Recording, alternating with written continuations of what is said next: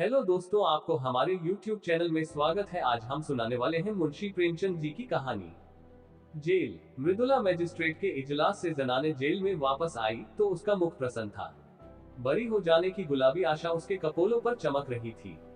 उसे देखते ही राजनीतिक कैदियों के एक गिरोह ने घेर लिया और पूछने लगी, कितने दिन की हुई। मृदुला ने विजय गर्व से कहा, मैंने तो साफ साफ कह दिया, मैंने धरना नहीं दिया। यूं आप जबरदस्त हैं, जो फैसला चाहे करे। न मैंने किसी को रोका, न पकड़ा, न धक्का दिया, न किसी से आरजू मिन्नती की। कोई ग्राहक मेरे सामने आया ही नहीं। हाँ, मैं दुकान पर खड़ी जरूर थी। वहाँ कई वॉलंटियर गिरफ्तार हो गए थे। जनता जमा हो गई थी। मैं भी खड़ी हो गई। बस थानेदार ने आकर मुझे पकड़ लिया।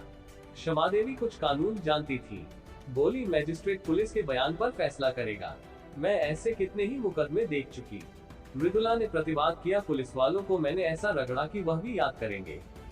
मैं मुकदमे की कार्रवाई में भाग न लेना चाहती थी, लेकिन जब मैंने उनके गवाहों को सरासर झूठ बोलते देखा तो मुझसे जब्त न हो सका। मैंने उनसे जिरह करनी शुरू की। मैंने भी इतने दिनों घास नहीं खोदी है। थोड़ा सा कानून जानती हूँ। पुलिस ने समझा होगा, ये कुछ बोलेगी तो है नहीं, हम जो बयान चाहेंगे देंगे। जब मैंने जिरह शुरू की तो सब बगले झांकने लगे। मैंने तीनों गवाहों को झूठा साबित कर दिया। उस समय जाने कैसे मुझे चोट सूझती गई। मजिस्ट्रेट ने थानेदार को 2-3 बार फटकार भी बताए। वह मेरे प्रश्नों का ऊल जलूल जवाब देता था तो मजिस्ट्रेट बोल उठता था, वह जो कुछ पूछती है उसका जवाब दो, फजूल की बातें क्यों करते हो। तब मियाँ जी का मुंह जरा सा निकल आता था। मैंने सबों का मुंह बंद कर दिया। अभी साहब ने फैसला तो नहीं सुनाया, लेकिन मुझे विश्वास है बरी हो जाऊंगी। मैं जेल से नहीं डरती, लेकिन बेवकूफ भी नहीं बनना चाहती। वहाँ हमारे मंत्री जी भी थे और बहुत सी बहनें थी। सब यही कहती थी, तुम छूट जाओगी। महिलाएं उसे द्वेष भरी आंखों से देखती हुई चली गईं। उनमें किसी की मियाद साल भर की थी, किसी की 6 मास की। उन्होंने अदालत के सामने जबान ही न खोली थी। उनकी नीति में यह अधर्म से कम न था। मृदुला पुलिस से जिरह करके उनकी नजरों में गिर गई थी। सजा हो जाने पर उसका व्यवहार क्षम्य हो सकता था, लेकिन बरी हो जाने में तो उसका कुछ प्रायश्चित ही न था। दूर जाकर एक देवी ने कहा, इस तरह तो हम लोग भी छूट जाते। हमें तो ये दिखाना है, नौकरशाही से हमें न्याय की कोई आशा ही नहीं। दूसरी महिला बोली, ये तो क्षमा मांग लेने के बराबर है। गई तो थी धरना देने, नहीं दुकान पर जाने का काम ही क्या था। वॉलंटियर गिरफ्तार हुए थे आपकी बला से। आप वहां क्यों गई? मगर अब कहती हैं, मैं धरना देने गई ही नहीं। ये क्षमा मांगना हुआ साफ। तीसरी देवी मुंह बनाकर बोली, जेल में रहने के लिए बड़ा कलेजा चाहिए। उस वक्त तो वाह वाह लूटने के लिए आ गई, अब रोना आ रहा है। ऐसी स्त्रियों को तो राष्ट्रीय कामों के नगीच ही न आना चाहिए। आंदोलन को बदनाम करने से क्या फायदा। केवल क्षमा देवी अब तक मृदुला के पास चिंता में डूबी खड़ी थी। उन्होंने एक उद्दंड व्याख्यान देने के अपराध में साल भर की सजा पाई थी। दूसरी जिले से 1 महीना हुआ यहाँ आई थी। अभी मियाद पूरी होने में 8 महीने बाकी थे। यहाँ की 15 कैदियों में किसी से उनका दिल न मिलता था। जरा जरा सी बातों के लिए उनका आपस में झगड़ना, बनाव श्रृंगार की चीजों के लिए लेडी वार्डरों की खुशामदीद करना, घर वालों से मिलने के लिए व्यग्रता दिखलाना उसे पसंद न था। वही कोत्सा और कन्फुस्कियां जेल के भीतर भी थी। वह आत्माभिमान जो उसके विचार में एक पॉलिटिकल कैदी में होना चाहिए, किसी में भी न था। क्षमा उन सबों से दूर रहती थी। उसके जाति प्रेम का वारापार न था। इस रंग में पगी हुई थी, पर अन्य देवियां उसे घमंडिन समझती थी और उपेक्षा का जवाब उपेक्षा से देती थी। मृदुला को हिरासत में आए 8 दिन हुए थे। इतने ही दिनों में क्षमा को उससे विशेष स्नेह हो गया था। मृदुला में वह संकीर्णता और ईर्ष्या न थी, न निंदा करने की आदत, न श्रृंगार की धुन, न भद्दी दिल्लगी का शौक। उसके हृदय में करुणा थी, सेवा का भाव था, देश का अनुराग था।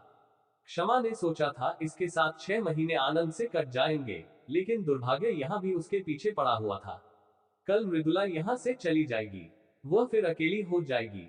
यहाँ ऐसा कौन है जिसके साथ घड़ी भर बैठकर अपना दुख दर्द सुनाएगी, देश चर्चा करेगी। यहाँ तो सभी के मिजाज आसमान पर है। मृदुला ने पूछा, तुम्हें तो अभी 8 महीने बाकी हैं, बहन। क्षमा ने हसरत के साथ कहा, किसी न किसी तरह कट ही जाएंगे बहन, पर तुम्हारी याद बराबर सताती रहेगी। इसी 1 सप्ताह के अंदर तुमने मुझ पर न जाने क्या जादू कर दिया। जब से तुम आई हो, मुझे जेल जेल ना मालूम होता था। कभी कभी मिलती रहना। मृदुला ने देखा, क्षमा की आंखें डगमगाई हुई थी। ढाढ़स देती हुई बोली, जरूर मिलूंगी दीदी। मुझसे तो खुद न रहा जाएगा। भान को भी लाऊंगी, कहूंगी चल तेरी मौसी आई है, तुझे बुला रही है। दौड़ा हुआ आएगा।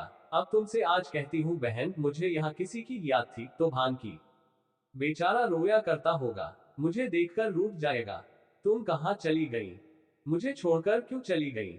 जाओ, मैं तुमसे नहीं बोलता, तुम मेरे घर से निकल जाओ।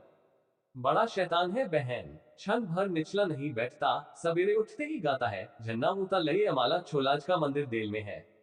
जब एक झंडी कंधे पर रखकर कहता है ताली छला पीनी हलाम है, तो देखते ही बनता है। बाप को तो कहता है तुम गुलाम हो। वो एक अंग्रेजी कंपनी में है, बार बार इस्तीफा देने का विचार करके रह जाते हैं। लेकिन गुजर बसर के लिए कोई उद्यम करना ही पड़ेगा। कैसे छोड़े? वह तो छोड़ बैठे होते। तुमसे सच कहती हूँ, गुलामी से उन्हें घृणा है, लेकिन मैं ही समझाती रहती हूँ। बेचारे कैसे दफ्तर जाते होंगे, कैसे भान को संभालते होंगे। सास जी के पास तो रहता ही नहीं। वह बेचारी बूढ़ी उसके साथ कहां कहां दौड़े। चाहती है कि मेरी गोद में दबक कर बैठा रहे, और भान को गोद से चिढ़ है। अम्मा मुझ पर बहुत बिगड़ेगी, बस यही डर लग रहा है। मुझे देखने एक बार भी नहीं आई। कल अदालत में बाबूजी मुझसे कहते थे तुमसे बहुत खफा है। 3 दिन तक तो दाना पानी छोड़े रही। इस छोकरी ने कुल मर्जाद डुबा दी, खानदान में दाग लगा दिया, कलमुही कुलच्छनी न जाने क्या क्या बकती रही। मैं उनकी बातों को बुरा नहीं मानती, पुराने जमाने की है। उन्हें कोई चाहे कि आकर हम लोगों में मिल जाए तो यह उसका अन्याय है। चलकर मनाना पड़ेगा। बड़ी मिन्नतों से मानेंगी। कल ही कथा होगी, देख लेना। ब्राह्मण खाएंगे, बिरादरी जमा होगी। जेल का प्रायश्चित तो करना ही पड़ेगा। तुम हमारे घर 2-4 दिन रहकर तब जाना बहन, मैं आकर तुम्हें ले जाऊंगी। क्षमा आनंद के इन प्रसंगों से वंचित है। वह विधवा है, अकेली है। जलियांवाला बाग में उसका सर्वस्व लुट चुका है, पति और पुत्र दोनों ही की आहुति जा चुकी है। अब कोई ऐसा नहीं जिसे वह अपना कह सके। अभी उसका हृदय इतना विशाल नहीं हुआ है कि प्राणी मात्र को अपना समझ सके। इन 10 वर्षों से उसका व्यथित हृदय जाति सेवा में धैर्य और शांति खोज रहा है। जिन कारणों ने उसके बसे हुए घर को उजाड़ दिया, उसकी गोद सूनी कर दी, उन कारणों का अंत करने, उनको मिटाने में वह जी जान से लगी हुई थी। बड़े से बड़े बलिदान तो वह पहले ही कर चुकी थी। अब अपने हृदय के सिवाय उसके पास होम करने को और क्या रह गया था। औरों के लिए जाति सेवा सभ्यता का एक संस्कार हो, या यशोपार्जन का एक साधन, क्षमा के लिए तो ये तपस्या थी, और वह नारीत्व की सारी शक्ति और श्रद्धा के साथ उसकी साधना में लगी हुई थी। लेकिन आकाश में उड़ने वाले पक्षी को भी तो अपने बसेरे की याद आती ही है। क्षमा के लिए वह आश्रय कहाँ था? यही वह अवसर थे जब क्षमा भी आत्म संवेदना के लिए आकुल हो जाती थी। यहाँ मृदुला को पाकर वह अपने को धन्य मान रही थी, पर यह छावी इतनी जल्दी हट गई। क्षमा ने व्यथित कंठ से कहा, यहाँ से जाकर भूल जाओगी मृदुला। तुम्हारे लिए तो ये रेलगाड़ी का परिचय है, और मेरे लिए तुम्हारे वादे उसी परिचय के वादे हैं। कभी भेंट हो जाएगी तो यह तो पहचानोगी ही नहीं, या जरा मुस्कुराकर नमस्ते करती हुई अपनी राह चली जाओगी। यही दुनिया का दस्तूर है। अपने रोने से छुट्टी ही नहीं मिलती, दूसरों के लिए कोई क्यों कर रोए। तुम्हारे लिए तो मैं कुछ नहीं थी, मेरे लिए तुम बहुत अच्छी थी। मगर अपने प्रियजनों में बैठकर कभी कभी इस अभागिनी को जरूर याद कर लिया करना। भिखारी के लिए चुटकी भर आटा ही बहुत है। दूसरे दिन मैजिस्ट्रेट ने फैसला सुना दिया। मृदुला बरी हो गई। संध्या समय वह सब बहनों से गले मिलकर रोकर रुलाकर चली गई, मानो मैके से विदा हुई हो। 3 महीने बीत गए, पर मृदुला एक बार भी ना आई। और कैदियों से मिलने वाले आते रहते थे, किसी किसी के घर से खाने पीने की चीजें और सौगातें आ जाती थी, लेकिन क्षमा का पूछने वाला कौन बैठा था। हर महीने के अंतिम रविवार को प्रातःकाल से ही मृदुला की बाट जोहने लगती। जब मुलाकात का समय निकल जाता तो जरा देर रोकर मन को समझा लेती, जमाने का यही दस्तूर है। एक दिन शाम को क्षमा संध्या करके उठी थी कि देखा मृदुला सामने चली आ रही है। न वह रूप रंग है, न वह कांति। दौड़कर उसके गले से लिपट गई और रोती हुई बोली, ये तेरी क्या दशा है मृदुला? सूरत ही बदल गई। क्या बीमार है क्या? मृदुला की आंखों से आंसुओं की झड़ी लगी हुई थी। बोली, बीमार तो नहीं हूं बहन, विपत्ति से बिंधी हुई हूं। तुम मुझे खूब कोस रही होगी। उन सारी निठुराइयों का प्रायश्चित करने आई हूं, और सब चिंताओं से मुक्त होकर आई हूं। क्षमा कांप उठी। अंतस्थल की गहराइयों से एक लहर सी उठती हुई जान पड़ी, जिसमें उनका अपना अतीत जीवन टूटी हुई नौकाओं की भांति उतरता हुआ दिखाई दिया। रुधे हुए कंठ से बोली, कुशल तो है बहन, इतनी जल्दी तुम यहाँ फिर क्यों आ गई? अभी तो 3 महीने भी नहीं हुए। मृदुला मुस्कराई, पर उसकी मुस्कुराहट में रुदन छिपा हुआ था। फिर बोली, अब सब कुशल है बहन, सदा के लिए कुशल है। कोई चिंता ही नहीं रही। अब यहाँ जीवन पर्यंत रहने को तैयार हूँ। तुम्हारे स्नेह और कृपा का मूल्य अब समझ रही हूँ। उसने एक ठंडी सांस ली और सजल नेत्रों से बोली, तुम्हें बाहर की खबरें क्या मिली होंगी? परसों शहर में गोलियां चली। देहातों में आजकल संगीनों की नोक पर लगान वसूल किया जा रहा है। किसानों के पास रुपये हैं नहीं, दे तो कहां से दे। अनाज का भाव दिन दिन गिरता जाता है। ₹2.25 में मन भर गेहूं आता है। मेरी उम्र ही अभी क्या है, अम्मा जी भी कहती हैं कि अनाज इतना सस्ता कभी नहीं था। खेत की उपज से बीजों तक के दाम नहीं आते। मेहनत और सिंचाई इसके ऊपर। गरीब किसान लगान कहां से दे? उस पर सरकार का हुक्म है कि लगान कड़ाई के साथ वसूल किया जाए। किसान इस पर भी राजी है कि हमारी जमा जथा नीलाम कर लो, घर कुर्क कर लो, अपनी जमीन ले लो। मगर यहाँ तो अधिकारियों को अपनी कारगुजारी दिखाने की फिक्र पड़ी हुई है। वह चाहे प्रजा को चक्की में पीसी क्यों न डाले, सरकार उन्हें मना न करेगी। मैंने सुना है कि वह उल्टे और सह देती है। सरकार को तो अपने कर से मतलब है। प्रजा मरे या जिए, उससे कोई प्रयोजन नहीं। अक्सर जमींदारों ने तो लगान वसूल करने से इनकार कर दिया है। अब पुलिस उनकी मदद पर भेजी गई है। भैरोगंज का सारा इलाका लूटा जा रहा है। मरता क्या न करता, किसान भी घर बार छोड़ छोड़ कर भागे जा रहे हैं। एक किसान के घर में घुसकर कई कांस्टेबलों ने उसे पीटना शुरू किया। बेचारा बैठा मार खाता रहा। उसकी स्त्री से न रहा गया। शामत की मारी कांस्टेबलों को कुबचिन कहने लगी। बस एक सिपाही ने उसे नंगा कर दिया। क्या कहूं बहन, कहते शर्म आती है। हमारे ही भाई इतनी निर्दयता करें, इससे ज्यादा दुख और लज्जा की और क्या बात होगी।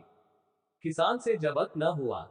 कभी पेट भर गरीबों को खाने को तो मिलता नहीं, इस पर इतना कठोर परिश्रम। न देह में बल है, न दिल में हिम्मत, पर मनुष्य का हृदय ही तो ठहरा। बेचारा बेदम पड़ा हुआ था। स्त्री का चिल्लाना सुनकर उठ बैठा और उस दुष्ट सिपाही को धक्का देकर जमीन पर गिरा दिया। फिर दोनों में कुश्तम कुश्ती होने लगी। एक किसान किसी पुलिस के आदमी के साथ इतनी बेअदबी करे, इसे भला वह कहीं बर्दाश्त कर सकती है? सब कांस्टेबलों ने गरीब को इतना मारा कि वह मर गया। क्षमा ने कहा, गांव के और लोग तमाशा देखते रहे होंगे। मृदुला तीव्र कंठ से बोली, बहन, प्रजा की तो हर तरह से मरण है। अगर 10-20 आदमी जमा हो जाते तो पुलिस कहती हमसे लड़ने आए हैं। डंडे चलाने शुरू करती, और अगर कोई आदमी क्रोध में आकर एक आध कंकड़ फेंक देता तो गोलियां चला देती। 10-20 आदमी भून जाते। इसलिए लोग जमा नहीं होते। लेकिन जब वह किसान मर गया तो गांव वालों को तैश आ गया। लाठियां ले लेकर दौड़ पड़े और कांस्टेबलों को घेर लिया। संभव है 2-4 आदमियों ने लाठियां चलाई भी हो।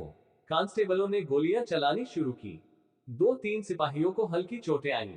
उसके बदले में 12 आदमियों की जानें ले ली गई और कितनों ही के अंग भंग कर दिए गए। इन छोटे छोटे आदमियों को इसीलिए तो इतने अधिकार दिए गए हैं कि उनका दुरुपयोग करे। आधे गांव का कत्लेआम करके पुलिस विजय के नगाड़े बजाती हुई लौट गई। गांव वालों की फरियाद कौन सुनता? गरीब हैं, बेकस हैं, अपंग हैं, जितने आदमियों को चाहो मार डालो। अदालत और हाकिमों से तो उन्होंने न्याय की आशा करना ही छोड़ दिया। आखिर सरकार ही ने तो कांस्टेबलों को यह मुहिम सर करने के लिए भेजा था। वह किसानों की फरियाद क्यों सुनने लगी? मगर आदमी का दिल फरियाद किए बगैर नहीं मानता। गांव वालों ने अपने शहर के भाइयों से फरियाद करने का निश्चय किया। जनता और कुछ नहीं कर सकती, हमदर्दी तो करती है। दुख कथा सुनकर आंसू तो बहाती है। दुखियारों को हमदर्दी के आंसू भी कम प्यारे नहीं होते। अगर आसपास के गांवों के लोग जमा होकर उनके साथ रो लेते तो गरीबों के आंसू पुछ जाते। किंतु पुलिस ने उस गांव की नाकेबंदी कर रखी थी, चारों सीमाओं पर पहरे बिठा दिए गए थे। ये घाव पर नमक था। मारते भी हो और रोने भी नहीं देते। आखिर लोगों ने लाशें उठाई और शहर वालों को अपनी विपत्ति की कथा सुनाने चले। इस हंगामे की खबर पहले ही शहर में पहुंच गई थी। इन लाशों को देखकर जनता उत्तेजित हो गई, और जब पुलिस के अध्यक्ष ने इन लाशों का जुलूस निकालने की अनुमति न दी तो लोग और भी झल्लाए। बहुत बड़ा जमाव हो गया। मेरे बाबूजी भी इसी दल में थे और मैंने उन्हें रोका, मत जाओ, आज का रंग अच्छा नहीं है।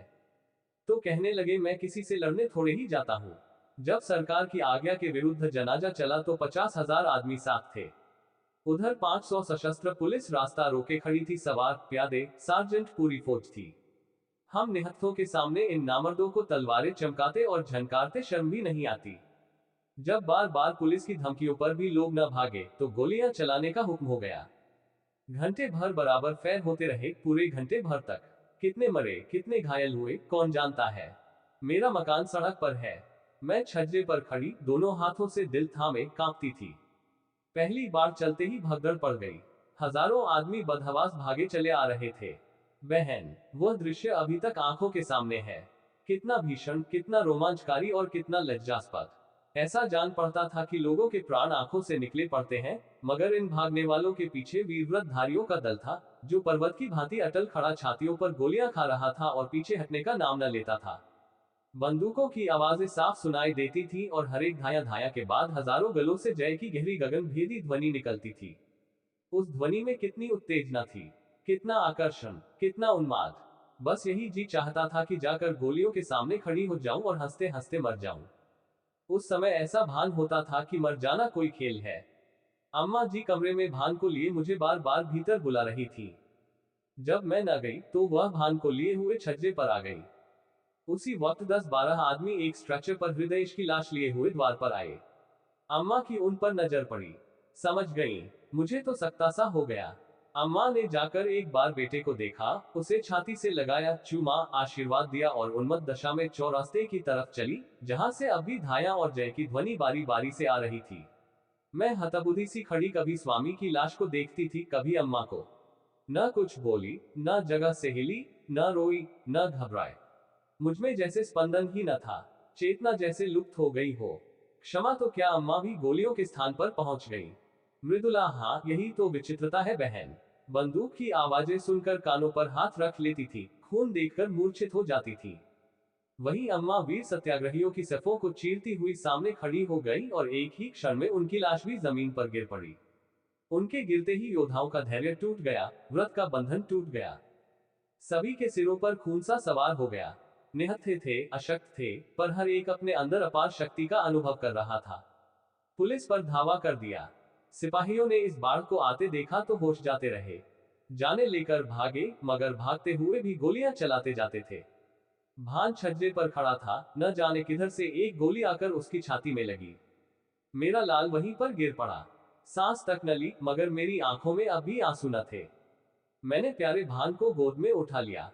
उसकी छाती से खून के फव्वारे निकल रहे थे। मैंने उसे जो दूध पिलाया था, उसे वह खून से अदा कर रहा था। उसके खून से तर कपड़े पहने हुए मुझे वह नशा हो रहा था जो शायद उसके विवाह में गुलाल से तर रेशमी कपड़े पहन कर भी न होता। लड़कपन, जवानी और मौत, तीनों मंजिलें एक ही हिचकी में तमाम हो गई। मैंने बेटे को बाप की गोद में लेटा दिया। इतने में कई स्वयंसेवक अम्मा जी को भी लाए। मालूम होता था लेटी हुई मुस्करा रही है। मुझे तो रोकती रहती थी और खुद इस तरह जाकर आग में कूद पड़ी, मानो वह स्वर्ग का मार्ग हो। बेटे ही के लिए जीती थी, बेटे को अकेला कैसे छोड़ती। जब नदी के किनारे तीनों लाशें एक ही चिता में रखी गईं, तब मेरा सकता टूटा, होश आया। एक बार जी में आया चिता में जा बैठूं, सारा कुनबा एक साथ ईश्वर के दरबार में जा पहुंचे। लेकिन फिर सोचा, तूने अभी ऐसा कौन काम किया है जिसका इतना ऊंचा पुरस्कार मिले। बहन, चिता की लपटों में मुझे ऐसा मालूम हो रहा था कि अम्मा जी सचमुच भान को गोद में लिए बैठी मुस्कुरा रही हैं और स्वामी जी खड़े मुझसे कह रहे हैं, तुम जाओ और निश्चिंत होकर काम करो। मुख पर कितना तेज था। रक्त और अग्नि ही में तो देवता बसते हैं। मैंने सिर उठाकर देखा। नदी के किनारे न जाने कितनी चिताएं जल रही थी। दूर से वह चितावली ऐसी मालूम होती थी, मानो देवता ने भारत का भाग्य गढ़ने के लिए भट्ठियां जलाई हो।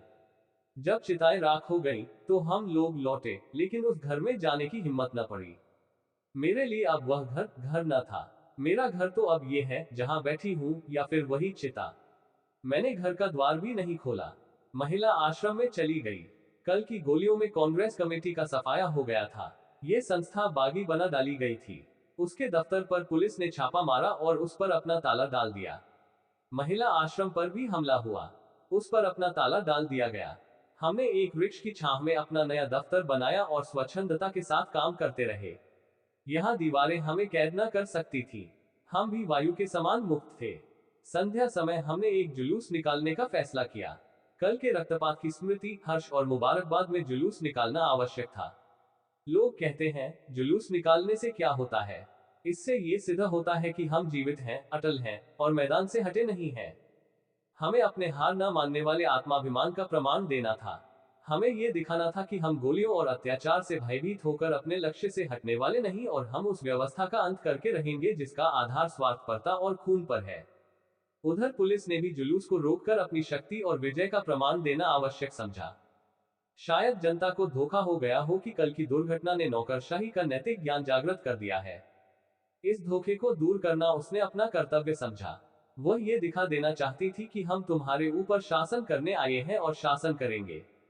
तुम्हारी खुशी या नाराजगी की हमें परवाह नहीं है। जुलूस निकालने की मनाही हो गई। जनता को चेतावनी दे दी गई कि खबरदार जुलूस में न आना, नहीं दुर्गति होगी। इसका जनता ने वह जवाब दिया जिसने अधिकारियों की आंखें खोल दी होंगी। संध्या समय 50,000 आदमी जमा हो गए। आज का नेतृत्व मुझे सौंपा गया था। मैं अपने हृदय में एक विचित्र बल और उत्साह का अनुभव कर रही थी।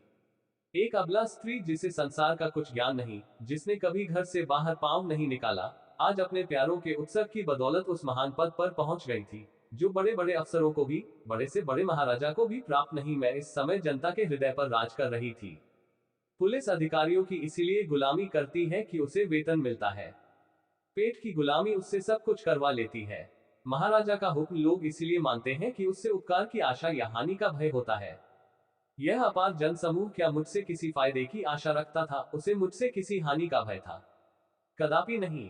फिर भी वह कड़े से कड़े हुक्म को मानने के लिए तैयार था।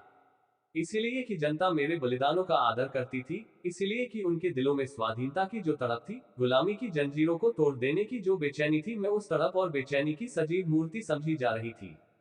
निश्चित समय पर जुलूस ने प्रस्थान किया। उसी वक्त पुलिस ने मेरी गिरफ्तारी का वारंट दिखाया। वारंट देखते ही तुम्हारी याद आई। पहले तुम्हें मेरी जरूरत थी, अब मुझे तुम्हारी जरूरत है। उस वक्त तुम मेरी हमदर्दी की भूखी थी, अब मैं सहानुभूति की भिक्षा मांग रही हूँ।